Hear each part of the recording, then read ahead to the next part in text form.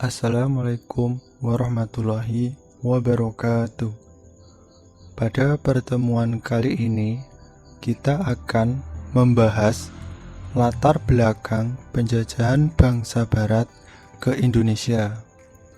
Tujuan pembelajaran kali ini yaitu menjelaskan latar belakang kedatangan bangsa Barat ke Indonesia dengan benar. Keunggulan lokasi berperan penting terhadap kegiatan ekonomi, transportasi, dan komunikasi masyarakat Indonesia. Berbagai keunggulan yang dimiliki bangsa Indonesia menjadi salah satu pendorong bangsa-bangsa asing untuk datang ke Indonesia. Bukan hanya bangsa-bangsa Asia, tetapi bangsa-bangsa Eropa yang letaknya ribuan kilometer dari Indonesia tertarik dan berdatangan ke Indonesia. Kekayaan apa saja yang mendorong kedatangan bangsa-bangsa Barat ke Indonesia?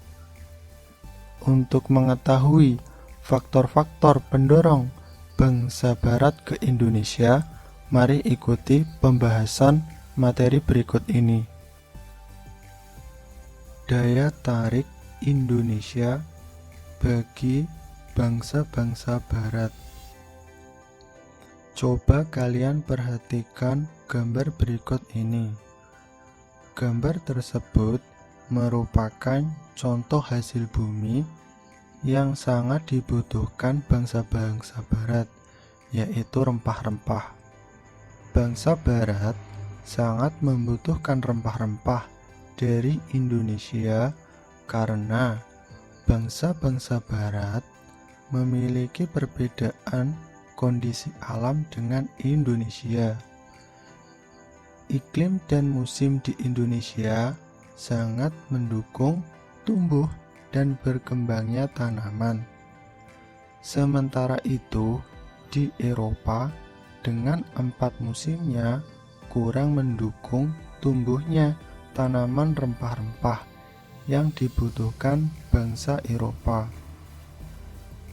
Berdasarkan kenyataan di atas, kita dapat menyimpulkan bahwa bangsa-bangsa Barat membutuhkan rempah-rempah, sehingga persediaan di Eropa sangatlah terbatas.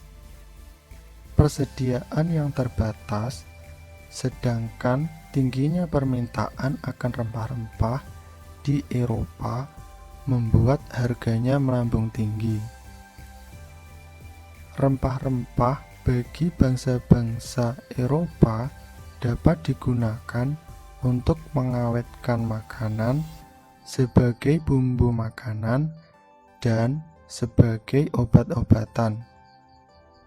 Rempah-rempah juga bisa digunakan sebagai penghangat tubuh saat musim dingin datang. Negara-negara tropis seperti Indonesia kaya akan rempah-rempah, sehingga bangsa-bangsa Barat berusaha memperolehnya. Motivasi 3G. Semboyan 3G, Gold, Glory, Gospel merupakan motivasi bangsa-bangsa Barat melakukan penjelajahan samudera. Apa yang dimaksud dengan Gold, Glory, dan Gospel itu? Gold artinya emas, yang identik dengan kekayaan. Semboyan ini menggambarkan bahwa tujuan bangsa Barat ke Indonesia adalah untuk mencari kekayaan.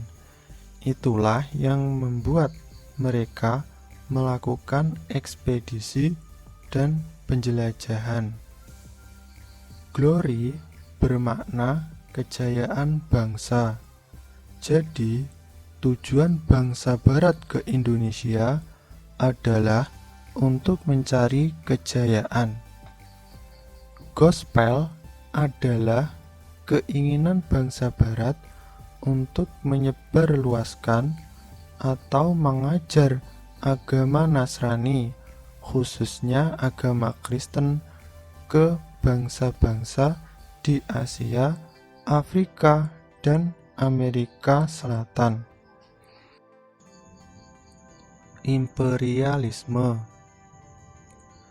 Imperialisme terbagi menjadi dua bentuk, yaitu imperialisme kuno dan imperialisme modern. Imperialisme kuno merupakan imperialisme yang berkembang pada masa sebelum era revolusi industri dengan semboyan gold, gospel, dan glory, kekayaan, penyebaran agama, dan kejayaan. Semboyan tersebut memiliki arti suatu negara merebut negara lain untuk menyebarkan agama, mendapatkan kekayaan, dan menambah kejayaan. Negara pelopornya adalah Spanyol dan Portugal. Kedatangan bangsa-bangsa barat di Indonesia pada awal masa seperti Portugis, Spanyol, dan Belanda adalah bentuk imperialisme kuno. Fungsi tanah jajahan pada masa tersebut adalah untuk dikeruk keuntungannya. Yang kedua yaitu imperialisme modern. Imperialisme modern bertujuan memperoleh kemajuan ekonomi. Timbul sesudah revolusi industri dalam rangka mencari bahan mentah yang banyak dan pasar yang luas. Mereka mencari jajahan untuk dijadikan sumber bahan mentah dan pasar bagi hasil-hasil industri. Kemudian juga sebagai tempat penanaman modal bagi kapital surplus. Adapun di Indonesia, imperialisme modern berkembang setelah tahun 1870 pasca kebijakan politik pintu terbuka. Politik pintu terbuka memberikan hak kepada kaum pribumi untuk memiliki dan menyewakan tanah mereka kepada pengusaha swasta. Pengusaha dapat menyewa tanah dari gubernemen dalam jangka waktu 75 tahun. Gubernemen berarti pemerintah dalam masa penjajahan.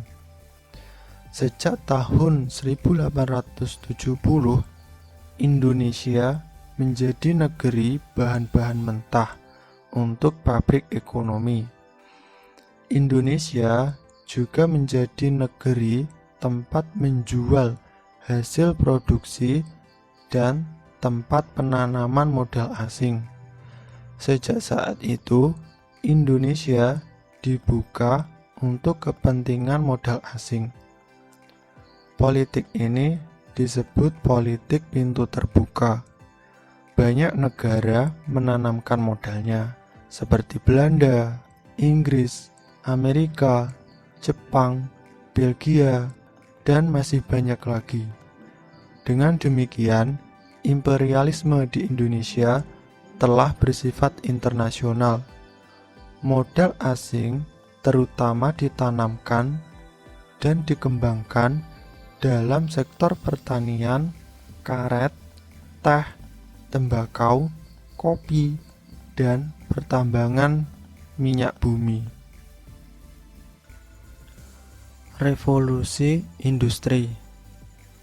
Revolusi industri merupakan salah satu pendorong imperialisme modern. Sudah sangat lama bangsa-bangsa Eropa mengetahui Nusantara Indonesia sebagai sumber rempah-rempah, bahkan sebelum Masehi. Lalu, mengapa mereka tidak mencari sendiri ke Indonesia? Pada masa tersebut, mereka masih kesulitan, terutama masalah transportasi, kondisi politik, dan keamanan. Revolusi industri yang terjadi sekitar tahun 1750 hingga 1850 merupakan salah satu pendorong kedatangan bangsa-bangsa barat ke Indonesia. Lalu, apa yang dimaksud dengan revolusi industri? Revolusi industri adalah pergantian atau perubahan secara menyeluruh dalam memproduksi barang dari sebelumnya menggunakan tenaga manusia dan hewan menjadi tenaga mesin. Penggunaan mesin dalam industri menjadikan produksi lebih efisien. Ongkos produksi dapat ditekan serta barang dapat diproduksi dalam jumlah besar dan cepat. Berkembangnya revolusi industri menyebabkan bangsa-bangsa barat memerlukan bahan baku yang lebih banyak.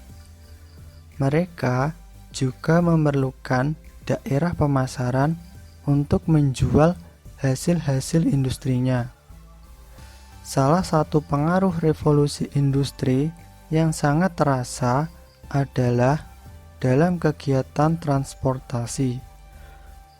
Penemuan mesin uap yang dapat dijadikan mesin penggerak perahu merupakan teknologi baru pada masa tersebut. Perahu dengan mesin uap merupakan penemuan sangat penting yang mendorong penjelajahan bangsa-bangsa barat. Penggunaan mesin uap dapat memperpendek waktu perjalanan. Selain penemuan mesin uap, revolusi industri didukung berbagai penemuan lain seperti kompas, mesin pemintal, dan sebagainya.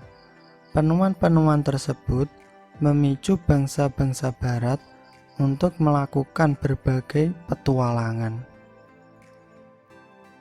Untuk mengetahui kemampuan kalian tentang materi yang sudah saya sampaikan, silahkan kerjakan soal yang ada di kolom deskripsi. Bila ada kekurangan, saya mohon maaf. Wassalamualaikum warahmatullahi wabarakatuh.